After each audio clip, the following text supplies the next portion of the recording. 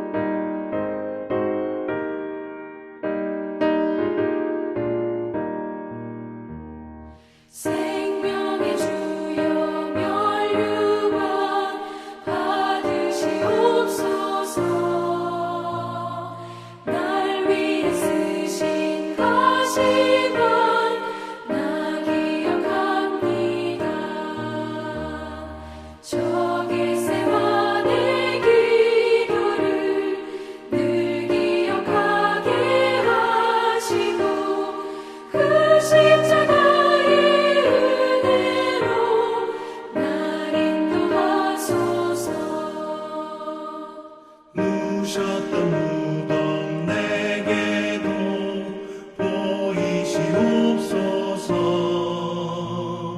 잠드신 동안 천사가 굳게 지키었네. 저 겟세마네 기도를 늘 기억하게 하시고 그 십자가의 은혜로 날 인도하소서.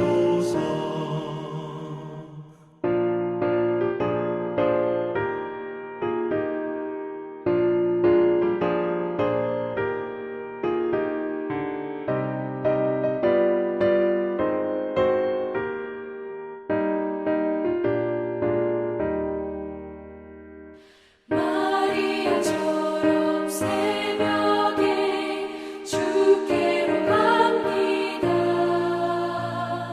빈 무덤 내게 보이사 날 가르치소서. 저 겟세마네 기도를 늘 기억하게 하시고 그 십자가의 은혜로 날 인도하소서. 고난의 잔을 날 위해 담아셨나이다. 나 항상 나의 십자가 감당케 하소서. 저 겟세마네 기도를 늘 기억하게 하시고 그 십자가의 은혜로 날 인도하소서.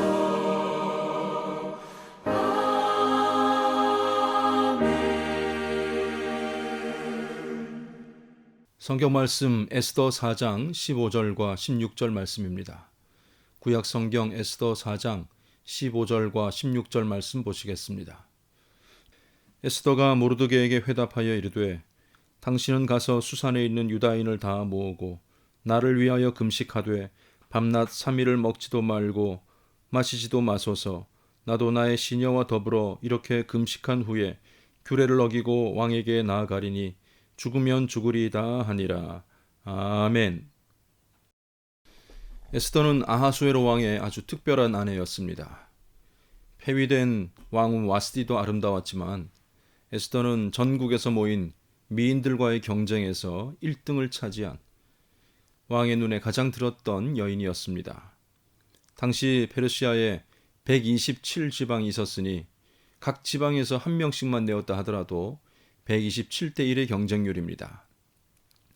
왕후 선발은 4년간이나 계속되었는데 하루에 한 명씩 선을 보았다고 하더라도 1460대 1입니다. 그 경쟁률을 뚫고 에스더가 왕후가 되었습니다. 비로소 왕후로 결정되었을 때에 왕은 이 에스더 왕후를 위하여서 큰 잔치를 베풀었고 모든 지방관과 신하들을 초청하였습니다. 또한 국가적인 경사에 각 지방에 세금을 면제하여 주었고 또 왕의 이름으로 큰 상도 베풀었습니다. 이렇게 많은 사랑을 받고 출발한 에스더였지만 5년이라는 세월 앞에 그 사랑도 조금은 시들해져 버린 것 같습니다. 남편이 아내를 한 달 동안이나 찾지 않으니 말입니다. 그래도 에스더는 왕궁 생활에 만족하며 살았을 것입니다. 부모 없는 외톨이가 거대 제국의 왕후가 되었으니 말입니다. 페르시아 영토는 끝이 없었는데 멀리 인도에서부터 구스, 에디오피아에까지 127지방을 다스렸습니다. 이 나라는 엄청난 부를 누렸습니다. 아하수에로 왕이 즉위했을 때에는 6개월 동안이나 잔치를 벌이기도 하였습니다. 그 손님들을 위한 자리는 금으로 혹은 은으로 만든 의자였습니다. 보통 우리는 돈방석에 앉는다라는 말을 종종 쓰고는 하는데 이들은 방석이 아니라 아예 금, 은으로 만든 의자에 앉았던 것입니다. 손님들에게 주어진 잔은 모두 금으로 된 것으로서 그 모양이 하나도 같은 것이 없었다. 그와 같이 많은 개성을 가지고 각각 장인들에 의해서 제작되어진 그런 잔이라고 볼 수가 있습니다. 이런 나라의 왕으로서 누릴 수 있는 많은 부분들이 있었을 것입니다. 에스더 자신의 미모 관리를 위해서 왕으로 정해지기 전부터 7 궁녀가 따라다니지 않았습니까? 이렇게 평온하고 안락한 왕궁의 일상을 보내고 있었는데 대궐문 앞에서 모르드게가 소란을 피운다는 소식을 접하게 됩니다. 베옷을 입고 재를 뒤집어 쓴 채 통곡하며 있다는 것입니다. 모르드게는 에스더와는 사촌간의 관계였지만 훨씬 나이가 많아서 아버지와 딸과 관계처럼 지냈던 사람입니다. 자초지종을 듣고 보니 모르드게가 하만에게 밉보였고 그로 인하여서 유다 모든 민족이 전멸하게 되었다는 소식이었습니다. 이 일이 결정된 1월 13일이면 유월절 전날이라 유다인들은 각 가정마다 모여서 하나님의 구원에 대해서 이야기를 나눌 시간이었습니다. 바로 그날 유다 민족을 멸하고자 하만이 제비를 뽑았던 것이죠. 12월 13일로 결정하게 된 것입니다. 2월이나 3월이 아니어서 다행이다 할지 모르겠지만 그 1년 세월은 두렵고 긴장되는 시간이 되었을 것입니다. 에스더 3장 13절에 그 조서의 내용이 등장하고 있는데 12월 13일 하루 동안 모든 유다인을 젊은이, 늙은이, 어린이, 여인들을 막론하고 죽이고 도륙하고 진멸하고 또 그 재산을 탈취하라라고 하였습니다. 이 끔찍한 대학살을 위해서 하만이 재정을 제공하게 되는데 그가 왕에게 주기로 한 은 1만 달란트면 페르시아의 1년 조세 수익의 60% 정도에 해당되는 큰 금액이었습니다. 아마도 하만은 유다인들의 것을 탈취하면 지금 자기가 투자한 것보다 훨씬 많은 것을 모을 수 있다고 생각한 것 같습니다. 사건의 전말을 다 들었습니다. 우리는 에스더가 어떻게 했는지를 알고 있지만 내가 그 입장이라면 여러 가지 다른 생각들이 들 수도 있었을 것입니다. 현실 가운데, 우리 가운데 이런 일이 벌어지게 되면 대다수 사람들은 1차적으로 그 원인을 제공한 모르드게를 원망하는 쪽으로 생각했을 것입니다. 아니 좀 연세도 있으신 분이 좀 참으시지 하만이라는 권력의 실세에게 왜 절을 하지 않아서 이런 어려움을 자초하게 된 것입니까? 비록 그것이 하나님 외에 절하지 않겠다는 종교적인 의도였다 치더라도 개인 신앙 지키려고 지금 여러 사람들 위기에 빠진 것 아니겠습니까? 지금까지는 어느 민족 출신인지를 숨기려고 하더니 왜 지금은 유다 사람들 편에 서야 되며 왕후의 자리까지 위험에 빠뜨리신 것입니까? 이런 말들 충분히 나오지 않았겠습니까? 모든 것을 모르드게의 책임으로 돌리고 에스더는 계속해서 자기 자리에 가만히 앉아 있을 수 있었을 것입니다. 실제로 사건의 모든 원인 제공, 발단이 모르드게로 비롯된 것 아니겠습니까? 그리고 또한 에스더가 왕후의 자리에 오르는 것도 얼마나 힘든 일이었습니까? 위기에 처한 그들을 돕지 않더라도 에스더의 양심에 거리낄 것이 없는 것은 페르시아의 법에 왕의 부름을 받지 못한 자가 왕 앞에 나갈 때는 비록 왕후일지라도 죽임을 당할 수밖에 없다는 것이 있기 때문입니다. 나가면 죽는 것밖에 답이 없는데 법이 그런데 나갈 수 없겠다라고 말할 수 있었을 것입니다. 그러나 에스더는 왕 앞에 나가겠다고 약속을 합니다. 그들이 나를 죽이면 죽을 것이라는 각오로 가겠다고 합니다. 대신 에스더 자신도 할 테니 모든 유다인들은 3일간 금식하며 기도해 달라고 부탁을 합니다. 하나님의 뜻, 하나님의 도우심만을 구하겠다는 의미였습니다. 하나님의 구원 계획 가운데 인간의 몸을 입고 십자가에서 수치스러운 죽음을 당해야 된다는 사실을 예수님은 다 아셨습니다. 예수님께서 구원해 주어야 될 사람들은 죄로 인해 죽어야 되는 죽음의 통보를 받아 들고 있는 상태였습니다. 영적으로는 이미 허물과 죄로 죽은 자들입니다. 예수님께서는 이 일이 있게끔 한 사람들을 원망하지 않았습니다. 에덴 동산에서 가만히 잘 있지 왜 선악과를 따먹어서 이런 어려움을 가져오게 했는지 그들을 꾸짖지 않았습니다. 죄의 결과가 사망이라는 것을 알면서도 왜 그 자리에 벗어나지 못하고 있는지를 책망하지 않으셨습니다. 어리석은 사람들을 위해서 희생해봤자 또 죄짓고 또 넘어지고 또 반역할 것인데 라고 생각하지 않으셨습니다. 그리스도께서는 우리가 아직 죄인 되었을 때에 우리를 위하여 죽어주셨습니다. 사람이 친구를 위하여 자기 목숨을 버리면 이보다 더 큰 사랑이 없다고 요한복음 15장 13절에 말하고 있는데, 우리 주님께서는 친구가 아니라 원수 같은 우리를 위해서 자신의 생명을 바치신 것입니다. 기도하고 나갔던 에스더처럼 예수님께서도 겟세마네에서 기도하셨습니다. 그리고 아버지의 뜻대로 하겠노라고 그는 다짐하고 고백합니다. 죽으면 죽으리라고 나갔던 에스더는 살아났지만 동일한 고백으로 나아가셨던 우리 주님께서는 실제로 십자가에서 달려 돌아가셨습니다. 죽어 마땅한 우리를 위하여서 십자가 위에서 물과 피를 다 쏟으시고 바로 오늘 예수님께서 죽으신 것입니다. 모르드게는 하나님께만 절하겠다는 의지가 분명한 사람이었고, 그래서 살릴 만한 가치가 있는 사람이었다면 우리는 어떠합니까? 날마다 넘어지고 아직도 죄와 온전히 결별하지 못하고 미련하고 부족하고 연약한 우리가 아니겠습니까? 바로 이런 우리를 위해서 우리 주님께서는 돌아가셨습니다. 우리를 포기하지 아니하시고 십자가를 참아내셨습니다. 우리를 용서해 주시고 나를 구원해 주신 것입니다. 나를 위해 죽음의 자리까지 내려오신 주님께 감사하시기를 바랍니다.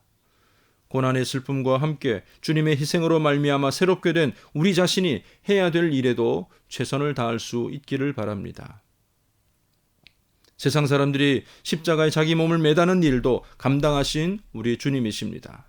바로 나를 위하여 죽으리라 고백하고 행동하였고 그렇게 죽으신 분이 우리 주님이십니다.